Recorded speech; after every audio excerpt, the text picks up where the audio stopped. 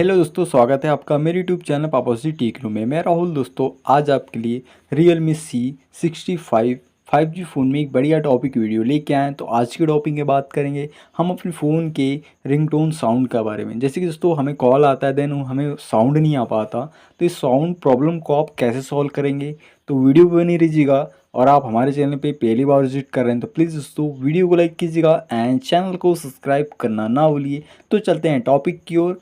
तो first of all आपको phone की सेटिंग ओपन कर लेना है। देन दोस्तों यहाँ के बाद चले जाएंगे हम साउंड इन वाइब्रेशन वाले ऑप्शन पे, इसे टैप करेंगे। देन टैप करने के बाद दोस्तों फर्स्ट ऑफ ऑल अगर आपका साउंड यहाँ से बंद है तो देन इन बटनों को आप फुल इसमें करके इन साउंड को बढ़ा सकते हैं। देन अगर कम है तो अगर इसके बाद भी आपके फ़ोन में साउंड प्रॉब्लम नहीं आ रही है तो देन आप अपने फ़ोन को एक बार स्विच ऑफ कीजिए, एक बार ऑन कीजिए। देन उसके बाद आपके फ़ोन में ये जो साउंड वाली प्रॉब्लम थी हमें उम्मीद है 100% सॉल्व होगी दोस्तों। तो दोस्तों इसी प्रकार से आप अपने फ़ोन में साउंड की कोई भी प्रॉब्लम को सॉर्ट आउट कर सकते हैं।